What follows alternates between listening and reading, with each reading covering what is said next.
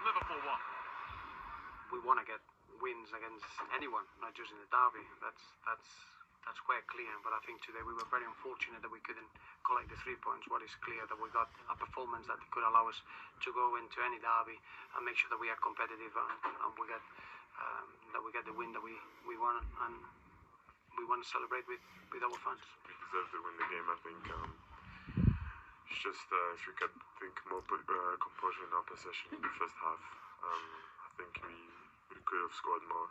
Danny, as weeks go, that's not a bad one you've had. No, it's been great, as you can imagine. Obviously the news of being called up, going into the derby game and getting a goal as well. It's just a shame it wasn't a perfect week with a win today. So there are the views of those involved in the game. Now, the decision to sack Rodgers was apparently taken before the game at Goodison, and Rodgers himself found out when he got home after the game and was told by Ian Ayre. Maybe, if you watch his post-match interview, he had an inkling of what was coming. I think what probably maybe is forgotten is that we've lost 4 real catalysts out of this team in the last couple of years, and that's huge for a team like ourselves. So it's been a constant rebuilding here, and this season it's about that as well. So this team, whether it's me, this year's manager, or someone else, will need time because there's lots of new players in, and that's unfortunately how it is. Let's ask you both. I'm going to start with you, Alan. Do you think he's been hard done by? Well, no one wants to see a manager being sacked. Let's get that clear from the start. But the bar was set when the owners sacked Kenny Dalglish for finishing 8th, getting to 2 cup finals and winning one of them. So that's what Brendan Rodgers had to improve on. So that's what he took over. So from there to now, I don't really see much progression.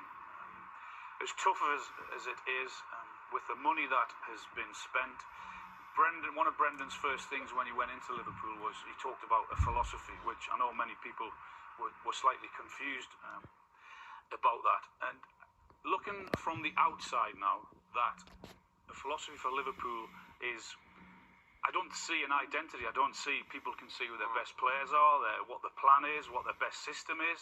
So from that point of view, I was pretty confused. Hard done by? No, I don't think so.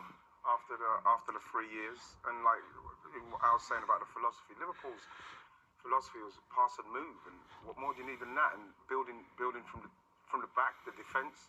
And I think that as much as people talk about is the Suarez season, I think you've got to talk about the amount of goals that they've conceded and how they've defended. Even the players that he's brought in have not really made much difference. And we're talking about somebody who's lauded out as the new generation of this new age coach. And for me, I just think that in that respect, I don't think... I also think from the beginning of the season with his 2 coaches gone, I do think he was a dead man walking. As soon as he was going to have a bad run, the inevitable, I think, was going to happen. Right, you've both talked about recruitment, you've both talked about the money he spent. He himself said in that interview, it feels like it's been a constant rebuilding process. His net spend over the 3 and a bit years now that he's been in charge is 106 million, which actually only equates at 25 million a season, roughly. But I suppose when you look at his big money signings, that's where they haven't come off for it. It's been a massive turnover of players constantly with Liverpool, but when you look at that list for the amount that has been spent, and you look at that list, then I'm afraid those players really haven't helped Brendan a lot, have they? So it's their fault. It's not Brendan's fault. It's recruitment. Me and you, and we spoke this morning with Paul Lambert on Match the Day Extra. That recruitment is probably the hardest part of the job, and Brendan, to be fair, has had to do a hell of a lot of that. But the players that have been recruited, whether that's the committee's fault, I mean, no one really understands that committee business at Liverpool. That hasn't helped him. That committee or that perception of a committee hasn't helped him. Well, wasn't he on it? I've heard he was on the committee. Well, yeah. So I don't know. He's got to be. He's got to take some of the blame and the flack with that, because he was on that committee. You know, he said he didn't want Balotelli a week before, and then Balotelli was signed. Has he got to say or hasn't he got to say? I don't know what's going on with their committee. At the end of the day, like I said, the players that he's brought in, even with the defence, I can't understand why Agger went. He fell out with Agger, but the defence has not improved, not at all. Does the next manager have to make sure that he is the main man, that everything that goes on at that football club is done through him, and buy him. And you can see who is odds-on favourite in Jurgen Klopp. Well, the two guys at the top of that obviously are available, and they're available now. But I would be pretty certain that the first question they would ask or demand would be transfers. Who's in charge? Who's in charge of players coming and who's in charge of players going?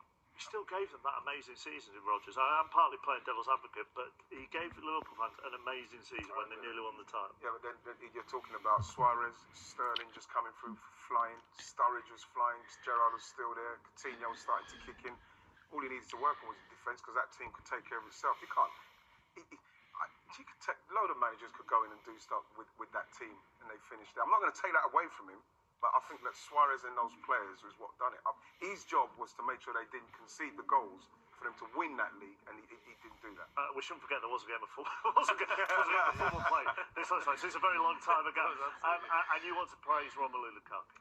Well, I like him. I like him when he gets his angry head on. I like him when he's big and strong and aggressive. When he wants to play